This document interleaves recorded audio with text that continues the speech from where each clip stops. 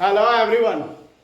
वैसे तो वे सभी कंपनियां जो अपने डिवेंचर का रिडम्पशन प्रॉफिट से कर रही है उनके लिए डिवेंचर रिडम्पशन रिजर्व का क्रिएशन और डिवेंचर रिडम्पशन इन्वेस्टमेंट कंपलसरी है। लेकिन कंपनी एक्ट 2014 के सेक्शन 71 सब सेक्शन 4 और रूल 18 सब रूल 7 के अनुसार बैंकिंग कंपनी और फाइनेंशियल इंस्टीट्यूशन को डिवेंचर के रिडम्पशन के लिए डीआरआर मतलब डिवेंचर रिडम्पशन रिजर्व के क्रिएशन की जरूरत नहीं है। और जब उन्हें डिवेंचर रिडम्पशन रिजर्व की क्रिएशन की जरूरत नहीं है तो उन्हें डिवेंचर रिडम्पशन इन्वेस्टमेंट की भी कोई जरूरत नहीं है। तो आज हम लोग दो सवाल बनाते हैं जिसमें फाइनेंशियल इंस्टीट्यूशन और बैंकिंग कंपनी अपने डिवेंचर का रिडेम्पशन कर रही है तो क्या सारे जर्नल एंट्री करेगी। तो देखते हैं पहला सवाल।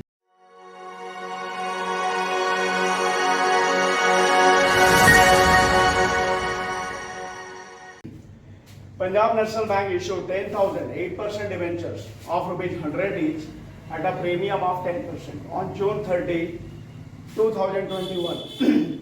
Redeemable on June 30, 2022. Punjab national bank ने अपने 10,000 8% डिबेंचर ₹100 वाले 10% प्रीमियम पे इशू किए जून 30, 2021 को, और इनका जो शोधन होना है, इनका जो रिडम्पशन होना है जून 30, 2022 को होना है। The issue was fully subscribed. जो इश्यू हुए थे डिबेंचर्स वो फुल्ली सब्सक्राइब थे। Record necessary entries for issue and redemption of debentures. How much debenture redemption reserve is to be created before redemption of debenture.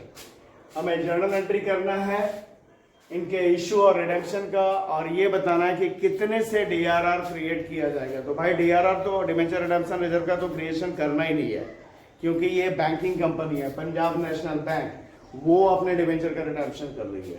तो banking company और financial institution के लिए debenture को अगर वो रिडीम कर रही है तो डिवेंचर रिडम्पशन रिजर्व के क्रिएशन की उसे कोई जरूरत नहीं है, तो वो तो करना ही नहीं है।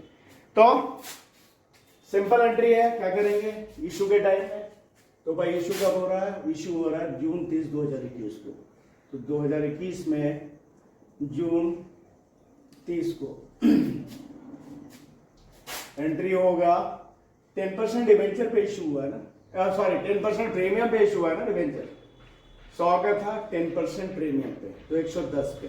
तो कितना पैसा हो जाएगा? Bank account debit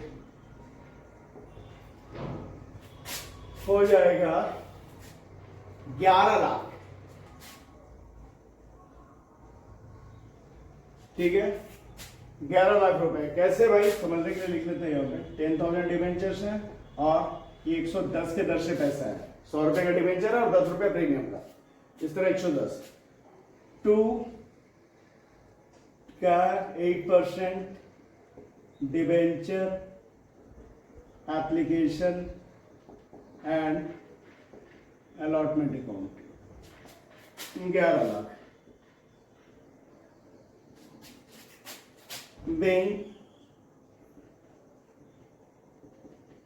application money at the rate of rupees 110 including premium rupees 10 each. Receipt on कितना? 10,000 डिवेंचर्स। ये एप्लीकेशन के टाइम में पैसा ले लिया गया। अब इस एप्लीकेशन के पैसे को डिवेंचर अकाउंट में करेंगे ट्रांसफर। तो उसी डेट को जून 30 को ही 8% debenture application and allotment account debit to 8% debenture account. कितना भाई? हाँ, और प्रीमियम पे इशू है ना, तो 2 सिक्योरिटी प्रीमियम रिजर्व अकाउंट कितना हो जाएगा? 11 lakh. Debenture application and allotment का पैसा, जिसमें से डिवेंचर अकाउंट में कितना जाएगा? 10 लाख। कैसे भाई? तो 10,000 डिवेंचर मल्टीप्लाई 100 रुपया 10 लाख और 1 लाख रुपया प्रीमियम, वो कैसे भाई? तो 10,000 डिवेंचर गुना 10 रुपया प्रीमियम का, ठीक है, ये हो गया। Being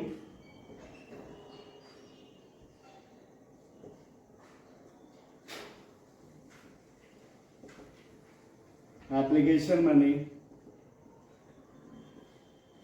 transferred to debenture account, ये इशू के टाइम में एंट्री हो गया।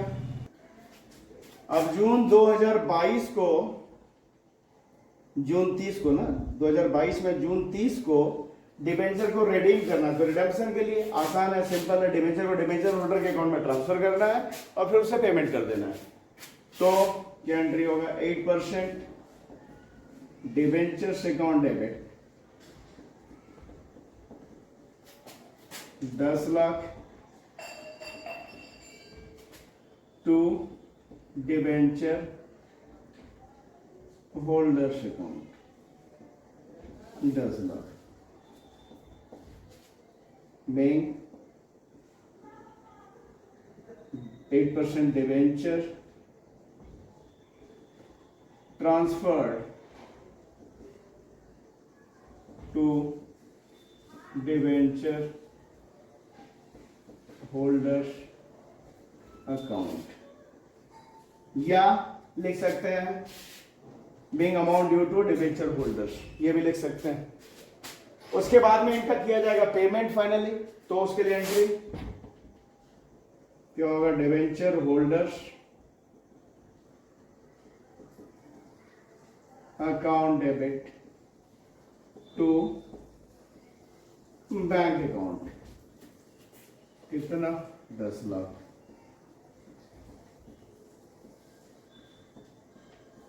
इन डिबेंचर को जब इशू किया गया उस समय प्रीमियम पे किया गया था, पर रिडीमेबल ये एट पार था। इशू करते समय 10 लाख नहीं 11 लाख रुपए लिए गए थे कंपनी द्वारा, और जब रिडीम किया जा रहा तो एट पार मतलब फेस वैल्यू पे ही रिडीम किया जा रहा, तो 10 लाख रुपए वापस किए गए, लौटाए गए, ठीक है। Being payment made to debenture holder,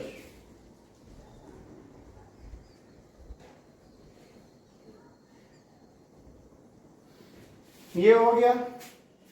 अब यहां पे अगर ये अदर कंपनी के होते, यहां पे क्या हो? सिंपल हुआ, डिबेंचर को इशू किया गया और उसके बाद में उनके रिडम्पशन की एंट्री कर दी गई। पर अगर अदर कंपनीज के होते तो उस स्थिति में हमें क्या डिबेंचर रिडम्पशन रिजर्व अकाउंट का क्रिएशन करना होता और डिबेंचर रिडम्पशन इन्वेस्टमेंट भी करना होता।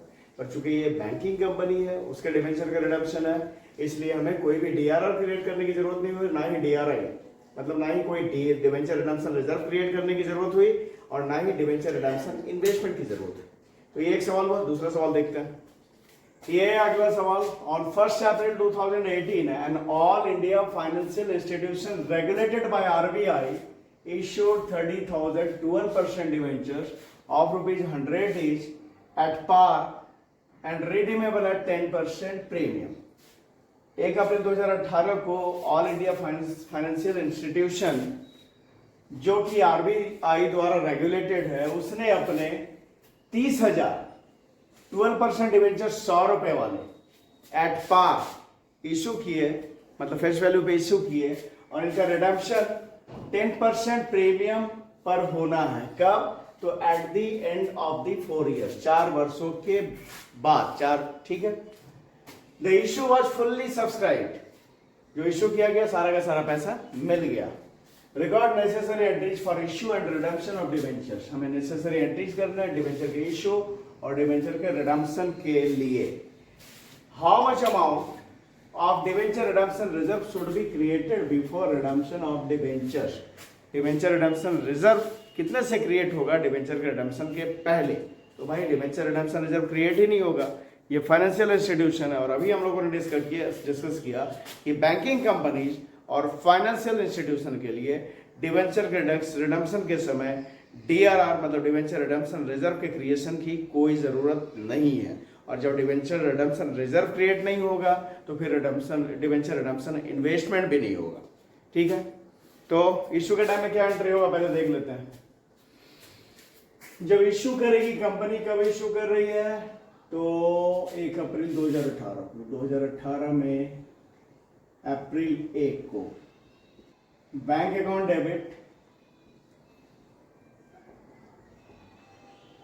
कितना 30,000 गुने 100, 30 लाख रुपया ना, 30 लाख रुपया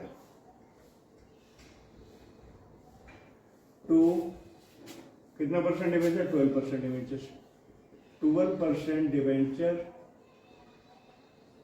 एप्लीकेशन एंड अलॉटमेंट अकाउंट, ठीक है, ये 30 lakh. Then application money at the rate of rupees 100 each received on 30,000 debentures, ठीक है। अब ये एप्लीकेशन के पैसे को डिवेंचर अकाउंट में करेंगे ट्रांसफर, तो यहाँ पे है क्या, issued at par, redeemable at premium, face value पे इशू किया गया है, और जब इनका रिडम्पशन होगा तो प्रीमियम पे रिडम्पशन होगा। तो फिर एंट्री देखते हैं क्या होगा। उसी अप्रैल 1 को 12% debenture application and allotment account debit कितना 30 लाख, और इन्हें जब रिडीम किया जाएगा तो 10% ज्यादा दिया जाएगा, तो वो 10% लॉस है, 10% प्रीमियम पे रिडम्पशन है, तो उससे क्या लिखेंगे, loss on issue of debenture account debit, 30 lakh का 10% 3 लाख, टू 12% डिवेंचर, 12% ही डिवेंचर था ना, हाँ, 12% debenture account 30 lakh to premium on redemption of debenture account 3 lakh, ठीक है। Then debentures issued at par, redeemable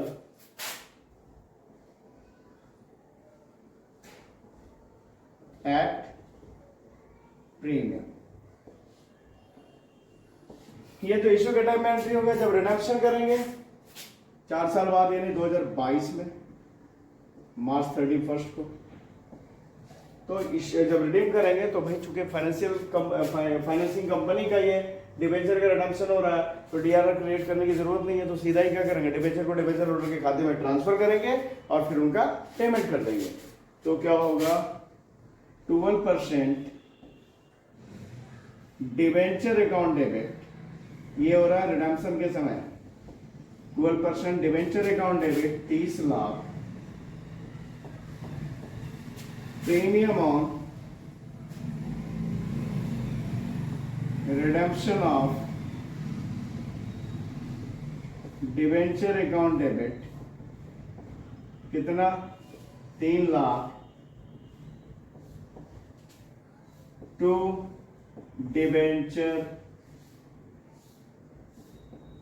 holders account कितना हो गया 33 लाख, मतलब डिवेंचर होल्डर को कितना 33 लाख रुपया पे किया जाएगा। being amount due to debenture holders, और अब इनका किया जाएगा पेमेंट, यहां पे कर लेते हैं पेमेंट का, ठीक है। उसी मार्च 31 को 2022 में ही मार्च 31 को पेमेंट का एंट्री क्या हो जाएगा भाई, तो डिबेंचर होल्डर्स अकाउंट डेबिट, ठीक है, to bank account 33 lakh 33 being payment made to debenture holders. ठीक है, ये हो गया। तो हम लोगों ने उन ऑर्गेनाइजेशन, उन कंपनीज के डिवेंचर का रिडम्पशन किया, उसके लिए जर्नल एंट्री किया जिन्हें डीआरआर मतलब डिवेंचर रिडम्पशन रिजर्व और क्रिएट करने की जरूरत नहीं है और डिवेंचर रिडम्पशन इन्वेस्टमेंट की भी जरूरत नहीं है। तो इस वीडियो में इतना ही। अगर वीडियो पसंद आया तो इसे लाइक कीजिए, चैनल को सब्सक्राइब कीजिए। Thank you.